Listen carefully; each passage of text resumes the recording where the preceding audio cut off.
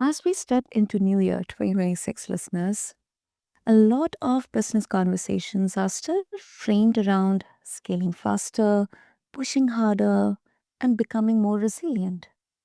But beneath that language, many founders and leaders are quietly asking a different question. Am I building something that actually fits who I am now? Or am I just, trying to survive a version of success that no longer is aligned? Welcome back, listeners, to the BizBlend podcast. As you all know, this is the space where we talk honestly about business, leadership, and the inner cost of building something meaningful. And as the year resets, many of us are reviewing goals, revenue targets, growth plans, but far fewer of us are reviewing the state of our nervous system, our mental health, or the version of ourselves we have been performing just to keep things running. So, today's conversation is especially important for founders, executives, and high performers who feel driven but internally misaligned. And my guest brings a powerful and unconventional perspective. After a traumatic childhood, she joined the US Marine Corps and became hardened, cold, and aggressive as a former survivor. Later, becoming a wife and mother shifted everything for her. She realized she wanted to be feminine, not soft, but deeply nurturing. And that personal evolution led her to study mental health, neuroscience, eventually developed expert led techniques that help visionaries understand one core truth. We'll definitely explore that in the conversation. But listeners, this is not a feel good episode. This is a real one. And listeners, meet my guest, Jacqueline Campbell. Jacqueline, welcome to BizBlend, and it's really an honor to have you here with us. Thank you so much, Son. I really appreciate being here. And I really appreciate what you guys are doing too for entrepreneurs and founders because checking in for our authenticity and our alignment is really important and it's not commonly talked about. Absolutely. You're absolutely right. Of course, there's so many misconceptions around here. We'll definitely explore onto that. But Jacqueline, what an interesting turn of events. I mean, um, I think this is very it's kind of an exception. It's rare, but if you can, kind of um, narrate or maybe share, like, how was exactly that transition from cold, aggressive to, like, that deep, nurturing energy, that feminine energy. How was the transition for you like? What was it like? Yeah. Well, first, thank you for saying that it's feminine energy because that's exactly what it turned out to be. I just didn't know that that's what I was wanting or needing. Mhm. But the reason why I was aggressive and very cold and hard, and what took me to the U.S. Marine Corps in the first place was that I was completely inauthentic. I grew up in an unstable home. It wasn't safe sometimes, and when you don't know that when you don't know when you're gonna be safe, you end up becoming very hypervigilant. Mm. And defense mechanisms become your norm. You start to think that they're your personality, and everybody around you thinks that that's the real version of you. And really, as soon as I got out of the Marine Corps, because that wasn't true to my authentic self, that was true to my traumatized self. It's like a different aspect of. When I got pregnant, I decided I needed to get out of that, military environment if it wasn't conducive to the person that I wanted to be. And so I'm not saying that I couldn't go through my growth in the military, I'm sure many people do. I Mm. personally could not, though. I needed a little bit more assistance. And so as I was taking, courses in psychology, I was applying everything that I could about learning to heal myself, my mind and my body, and my relationship dynamics, my behaviors, my thought processes. All of that went into a completely different personality because I applied everything to myself. I was learning it in school and then eventually chose the mental health field because I wanted to help people heal from their trauma, but I had to go through the transformation myself. So it was very hard because I was already married and I already had kids, and we inadvertently project our unresolved wounds onto the people around us. We don't mean to do that, but it happens. Yeah. It was very hard. No, no, it is because you are kind of and if I can say bluntly, you're kind of going against what you have been um thinking or assuming that this is the only way. And I definitely, it's like a mix of, vulnerability, then sometimes insecurity, or maybe this fear that, what is going to be the output here, the result here. But one thing that really, really connected with me, Jacqueline, is that, when we are growing up in a very kind of a difficult environment in there, we kind of try to create a shell, like this external hardened shell, to make sure that we are protected and we have control, we have power, because that environment made us feel like we didn't have any control. We were powerless, worthless, or maybe didn't have any value. That is something that really, really connected with me, Jacqueline. Yeah, thank you. And what's interesting too is along the journey there's different versions of you. So you have to like relearn yourself all over again. And one of the recent things that because it never ends, you're constantly learning about yourself the more you grow, right? And something that I learned recently about myself is that I'm still struggling with receiving comfort. Right? So even after years, it's been 15 years of a lot of really in-depth healing, and there's still something that it sounds common sense. Of course, accept help, right? But even after you accept help, can you accept comfort? Right? So just that little thing was a profound insight for me, and that only happened a couple of weeks ago. So when there's people who they don't wanna self-reflect, they don't wanna feel their emotions, they don't wanna go to their past to work on it wounds, they're actually prolonging something that already takes a really long time, and it's never gonna end. So if you work on it throughout life, then it actually makes things a whole lot easier because then you're not fighting the true authentic version of you that's trying to come out to get all those needs met. Absolutely. 100% agree with that. Let's come to um burnout. Now, I mean, obviously, we know that this a term which gets has been getting thrown a lot, especially in the business or the professional circles of discussion. But then it's usually framed as doing too much, actually. But in your work, how often is burnout actually about doing things that no longer align with who the person has become? I think burnout has a lot to do with that. And people, even though they are in a state of burnout, they keep going. And I get it. You have to keep working, you have to keep bringing in money, you have to keep putting food on the table, pay for your home. But there's also a piece of us that isn't fulfilled. It's our soul, our essence, and our passion, our creativity, the part of us that really makes us human. Because all those other things, they are materialistic and they help you survive. But are you really living? If you have all your basic needs met, but you're not fulfilled, it still leads to burnout, right? So you can be, not content, but still have everything that you need. And I find that very often in individuals who do not shift their external reality, their work, dynamics in their relationships, their hobbies and habits as their internal shifts. Because life will put you in situations where you have to internally shift and it shakes you up.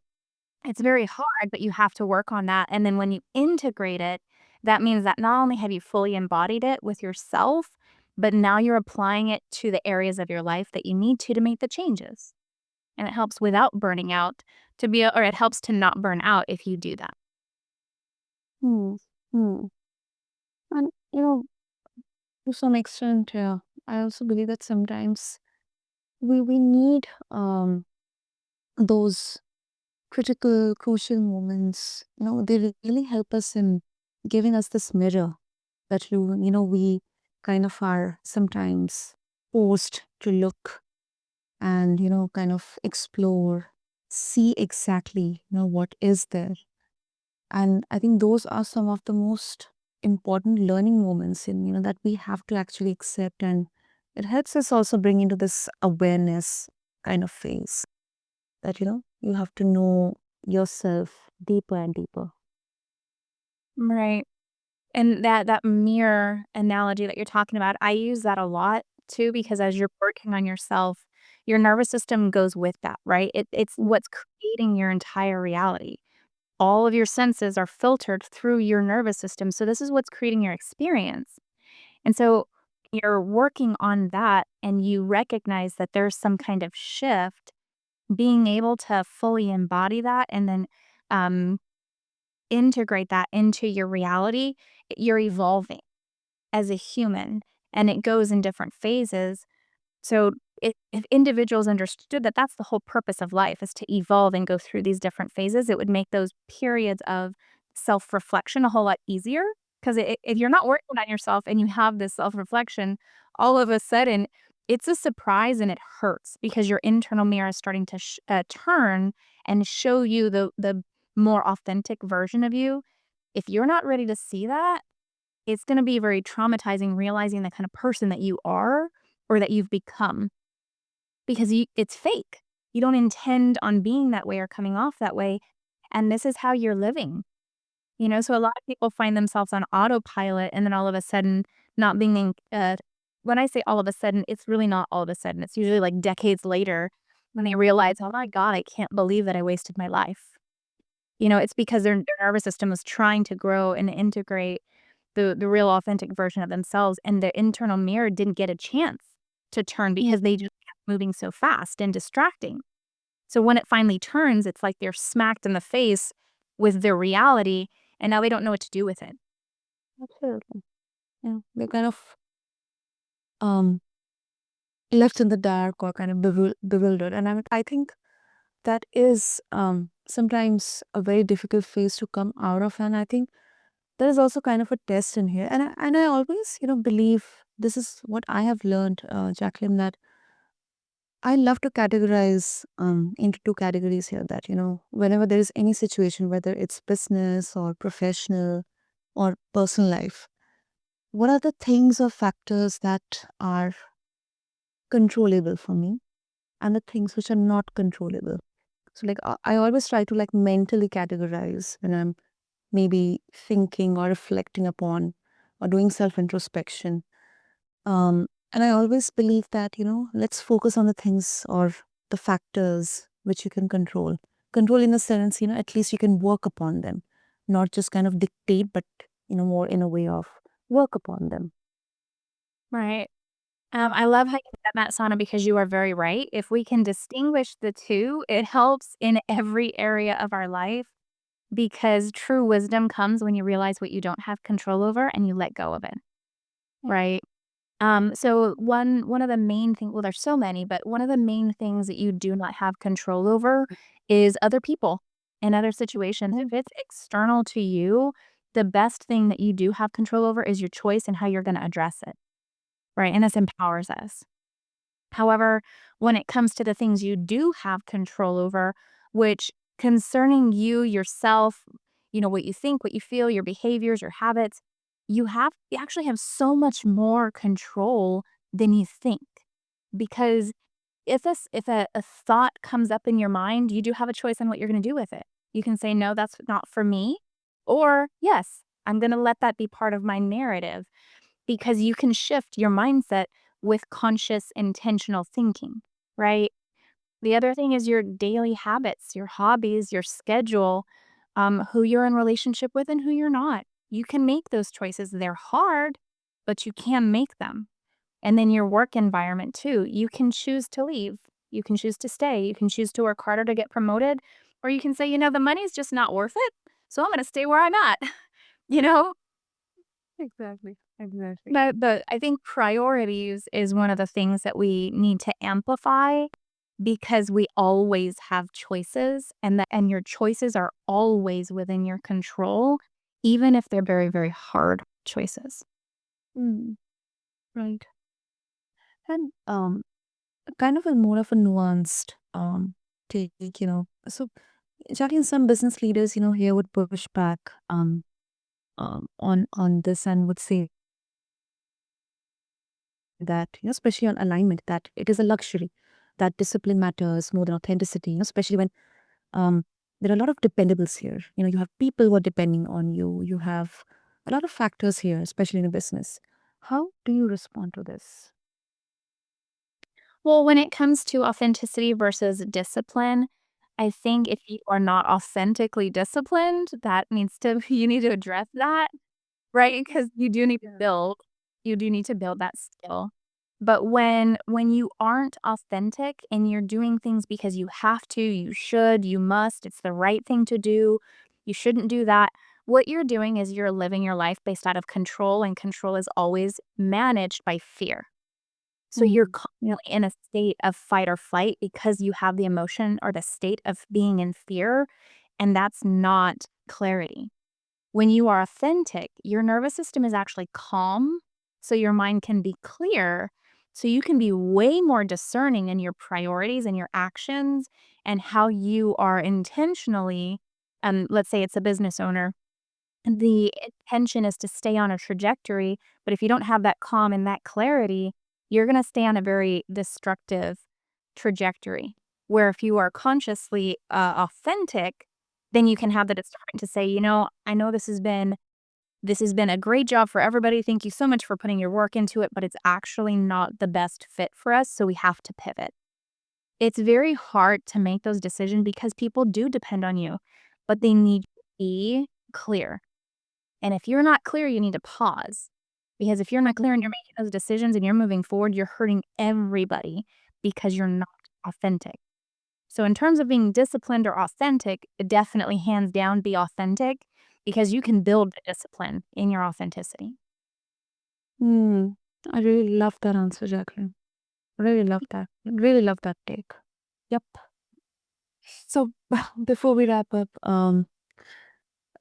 there's this growing trend, where unfortunately, like people use nervous system language to justify disengagement or underperformance, sometimes accountability. How can we, or how do we separate healing from avoidance? Right. Sana, thank you so much for asking that question because you're absolutely right. Your emotions are not supposed to be something that's an excuse. Your behavior is still your behavior, and we still have lives to live, responsibilities, and we have to take accountability. The best thing for us to do is to feel and acknowledge our emotions with controlled behavior. So if I'm angry and I'm screaming and yelling and throwing things, I need to check that. I need to observe it. I need to reframe it. I need to feel my emotions to release them, not unload them onto something else in a destructive way. However, if I'm suppressing my emotions, chances are they're going to explode. So that's why usually that behavior ends up happening like that because it's been so suppressed. It's like a balloon. You blow it up, it's going to pop. But if you blow up that balloon, like think about it like the balloon as if it's your body, but you decompress it, the balloon never pops because you decompress it as it fills up. So in the workplace, people need to talk about emotional language as if it's a real thing. This goes into shifting your culture and the leaders being more emotionally in tune with themselves. Therefore, they can naturally become more in tune to the people around them. What this does is picture that same situation. Somebody fills their entire body with anger and rage, and they tell everybody in the room, let's visualize a meeting, right? And this person gets angry and they say, hold on, everybody. I'm angry. Give me a second. And they slow down. The whole room just gives them time because that's what we need is space. And they take a couple slow, deep breaths. They ground their energy because it's aggressive energy. What happens in this moment is not only is it self-regulation because they're validating and they're feeling their emotions and they're holding space for themselves, but they're providing modeled behavior for everybody in the room that this is okay. To feel your emotions, to acknowledge them. Now I'm going to ground them. Then after I'm more collected, then I go back to the conversation in a more coherent state. Mm. The more organizations have this culture shift that emotions are allowed in the workplace and we can talk about them and acknowledge them, that does not mean negative behavior is acceptable ever. Because naturally, what happens in your body when you feel and acknowledge your emotions, they naturally shift inside of you. This Mhm. creates grounded strength and more neurological balance, meaning you can manage stress while feeling your emotions at the same time. This is how we're built to be, but we have to feel our emotions in order to do that. Absolutely. And this goes top down. I mean, we always try to, and that's how we kind of, set that distinguishing um thing that, learning from a leader or looking up to them, uh, you know, mentors, leaders, people, colleagues, or maybe managers who can guide us. Not maybe like ideal, ideally, or maybe kind of following their footsteps, but at least, learn from them, see from them. And it absolutely goes top down. So thank you for that, Jacqueline. And yeah, as we conclude, if listeners they would like to connect with you, what would be the easiest way for that? My website, drjacquelinecampbell.com, or they can find me on LinkedIn, Dr. Jacqueline Campbell, ND, LPCS. There you go, listeners. You have that, and I'll have all the links in the show notes. So just refer to them along with this episode on your favorite podcast platform. And as we wrap up, I think what's today's conversation with Jacqueline Campbell, it really highlights is that success without internal alignment eventually, it becomes unsustainable, listeners. Not because you're weak, but because your nervous system, it knows, it keeps score. And mental health in business is not about being softer. Nope. It is about being more precise, more aware, more intentional about who you are becoming as you build.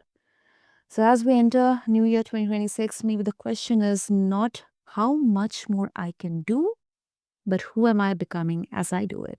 So, thank you, Jacqueline. This was a fantastic, fantastic conversation. Absolutely, Sana. It was my pleasure.